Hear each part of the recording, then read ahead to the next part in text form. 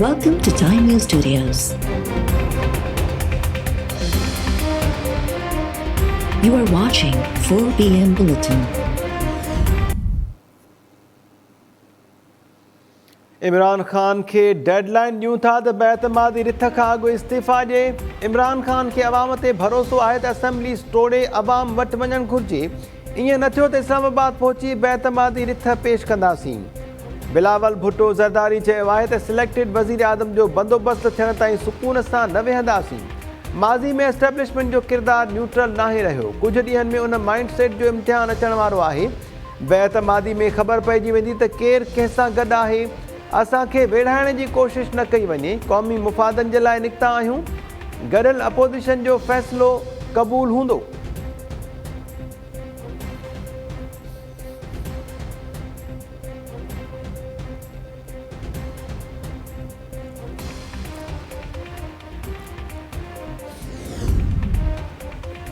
Speaker बेतमादी रिथ खां बचण लाइ अपोज़िशन जे मेंबर्स खे परॾेही दौरनि ते उमाणण जी कोशिश करे पियो।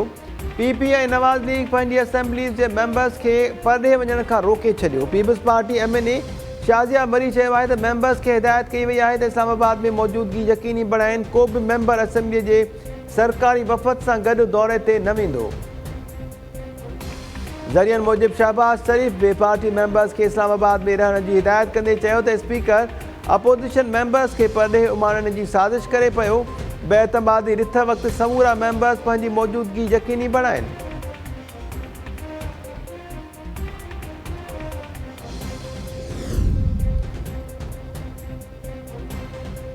पीपल्स पार्टी ऐं JUI अॻवाननि बेतमादी रिथ पेश थियण जूं तारीख़ूं ॿुधाए छॾियूं। पीपल्स पार्टी MNA ख़ुर्शीद शाह चयो आहे त 8 या 9 मार्च ते बेतमादी रिथ पेश कई वेंदी। असांजा नंबर्स पूरा थी विया आहिनि। रियासत बचाइण जे लाइ इमरान खान खे वञिणो पवंदो।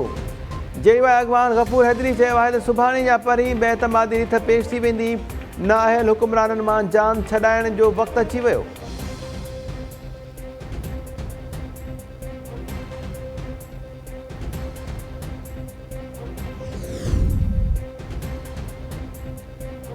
बेतमादी रिथ लाइ फज़लुर रहमान जा 48 कलाक ऐं बिलावल जा 5 ॾींहं काठ जो घोड़ो साबित थिया। सुसमाज जे वफ़ाक़ी वज़ीर फवाद चौधरी ट्वीट बयान में चयो आहे त अपोज़िशन ईंदड़ हफ़्ते पंहिंजी तहरीकुनि सूधो घर वापसि हली वेंदी। संदन समूरनि दावाउनि जी हवा निकिरी वेंदी। वज़ीर आज़म इस्लामी परॾेही वज़ीरनि जी कॉन्फ्रेंस खे ख़िताब बाद अहम दौरनि ते वेंदो।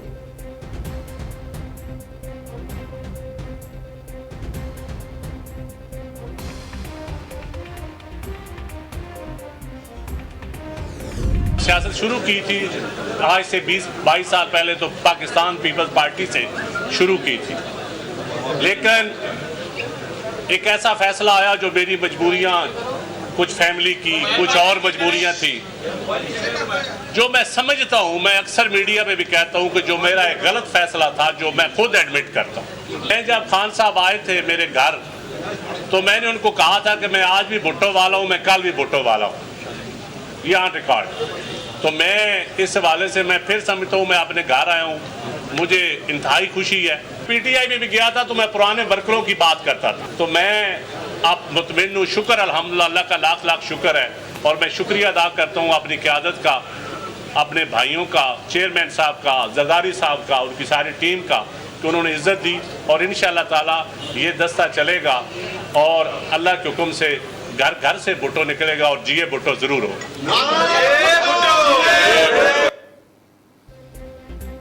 नदीम अफजल चंद PTI छॾे पीपल्स पार्टी में शमूलियत जो बाज़ाब्ता ऐलान करे छॾियो। बिलावल भुट्टो ज़रदारी पार्टी अॻवाननि जे वफ़द सां गॾु नदीम अफजल चंद जी रिहाइशगाह ते पहुतो। नदीम अफजल चंद बिलावल सां मुलाक़ात बाद PTI छॾण जो ऐलान कयो। बिलावल सां गॾु प्रेस कॉन्फ्रेंस दौरान नदीम अफजल चंद चयो त मञा थो त PTI में शामिल थियणु ग़लति फ़ैसिलो हो। पहिरें ॾींहं खां भुट्टो जो हुउसि। पीपल्स पार्टी क़यादत जा थोरा मञा थो त मूंखे इज़त ॾिनी। शाह महमूद कुरैशी नदीम अफजल चंद तरफ़ां PTI छॾण ते अफ़सोस ज़ाहिर कंदे चयो आहे त मौक़ो मिले हा त नदीम अफजल सां राब्तो करे फ़ैसिले ते नज़रसानी जी गुज़ारिश करियां हा।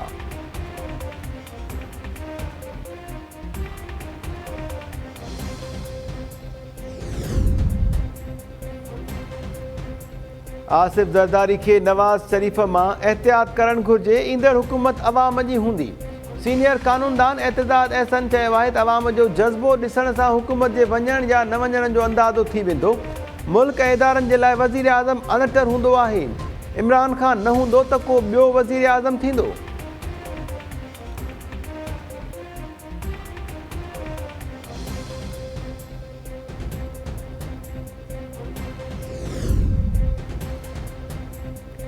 जाली इमाम सां गॾु निज़ाम बे तब्दील थियणु घुरिजे। फ़र्द तब्दील थिए ऐं निज़ाम साॻियो हुजे त ज़ुल्म जारी रहंदो।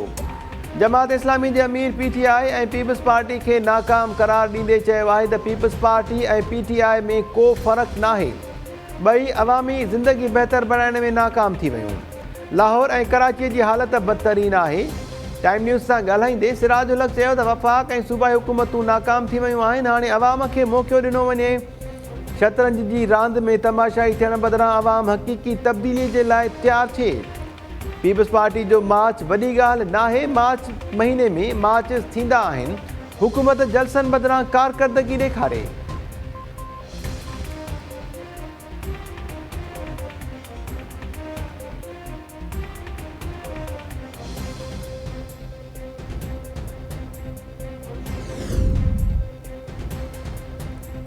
वज़ीर आज़म पंहिंजे सलाहकारनि खां मुहतात रहे। इहे सलाहकार हुकूमत ऐं मीडिया में विछोटियूं पैदा करे रहिया आहिनि।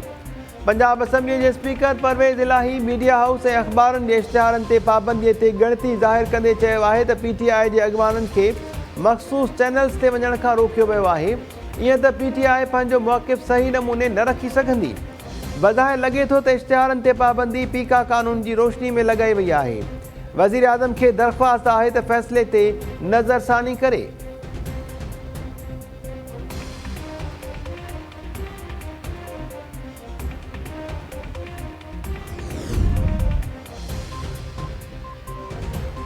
इमरान खान ताज़ियत ते बि न वेंदो हो। उहो हाणे काफ़ लीग ऐं मुतहिदा सां मिलण लाइ वञे थो।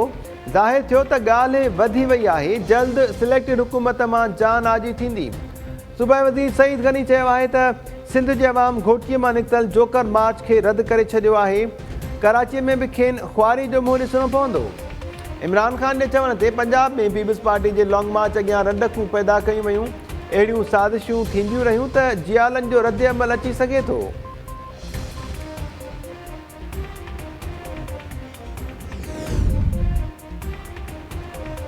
लाड़काणो में बाकराणी वासी ॿ सॻा भाइर गोलियूं हणी क़तल। न्यू बस स्टैंड वारे इलाइक़े में हथियारबंद अंधाधुंध फायरिंग करे फरार। मारिजी वयलनि में अली ॾिनो ऐं संदसि भाउ दिलबर जतोई शामिल। पुलिस जो चवणु आहे त वाक़ियो पुराणी दुश्मनी जो नतीजो लॻे थो। मक़तूलनि जे वारिसनि जा बयान वठण बाद वधीक जांच कई वेंदी।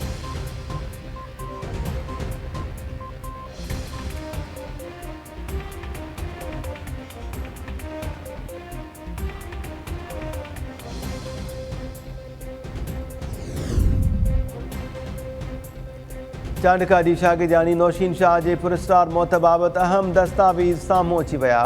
नौशीन जो पोस्टमार्टम कंदड़ डॉक्टर रुखसार समूह आला ऑफिसर्स खे ख़त लिखी हतमी पोस्टमार्टम जारी करण खां इनकार करे छॾियो। रिपोर्ट जारी करण जे लाइ ख़ुसूसी बोर्ड जोड़ण जो मुतालबो। ज़रियनि मूजिबि ख़त में डॉक्टर रुखसार चयो आहे त CMC लेबोरेटरीअ जी रिपोर्ट मूजिबि नौशीन जे जुज़नि मां कंहिं बि मर्द जा जुज़ा साम्हूं न आया। सिंध खां ॿाहिरि कंहिं बि लेबोरेटरीअ मां नौशीन जे सैंपल्स जी टेस्ट कराई वञे। CMC जे प्रिंसिपल डॉक्टर गुलज़ार शेख चयो आहे त डॉक्टर रुखसार जो ख़त अदालती कमीशन अॻियां पेश कयो अथऊं। खेसि पंहिंजा मुतालबा पुलिस सर्जन ऐं MS अॻियां पेश करणु घुरिजनि।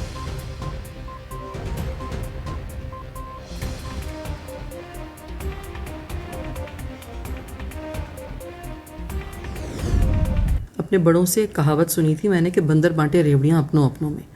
यकीन करें इस कहावत का मतलब ना अच्छी तरह से मुझे समझ आता है। अफसोस होता है इतने हमारे हज़ारों एक्टर्स हैं जो कि एक से एक बढ़कर बेहतरीन काम कर रहे हैं, लेकिन जब भी कहीं कोई अवार्ड फंक्शन हो या उन्हें रिकग्नाइज़ करने का वक्त हो या उनके काम को एक्नॉलेज करने का वक्त हो तो वहाँ पे सिर्फ वही चंद चापलूस लोग नज़र आते हैं जो PR और नेटवर्किंग के फ़न में माहिर हैं। हम कौन लोग हैं? क्या हमारी अपनी कोई सोच नहीं है, हमारा कोई विजन नहीं है, हमें नज़र नहीं आता, हम अंधे हैं, या सारे एक्टर्स मर तो नहीं गए ना? तो जो भाई अच्छा काम कर रहे हैं उन्हें एक्नॉलेज करें, बिल्कुल नेक नियति के साथ ना इंसाफ़ी ना करें लोगों के साथ, लेकिन सिर्फ वही लोग जो चंद ग्रुप्स का हिस्सा हैं वही एक दूसरे को सपोर्ट करते रहते हैं। बहुत अच्छे अच्छे कैरेक्टर्स इसलिए सिर्फ उन्हीं लोगों को मिल जाते हैं कि एक दूसरे की झूठी तारीफ़ें कर करके एक दूसरे को काम दिला रहे होते हैं। ना करें ये ज़्यादती, इंडस्ट्री को इंडस्ट्री रहने दें। नाले वारी अदाकारा फज़ीला काज़ी पंहिंजे वीडियो बयान में चयो आहे त मुल्क में हज़ारे टैलेंटेड अदाकार मौजूद आहिनि, पर अवार्ड्स रुगो चापलूसी कंदड़नि खे ॾिना पिया वञनि।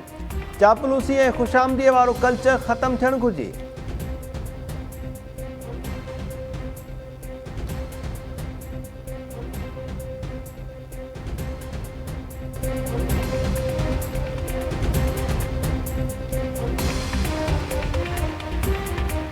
अस्सलाम वालेकुम नाज़रीन, टाइम न्यूज़ में अवांखे भलीकार चऊं था। मां आहियां महताब अली नूर। हेडलाइन्स हमारे थियूं, बुलेटिन सां गॾु हाज़िर थियूं था शॉर्ट ब्रेक खां पोइ।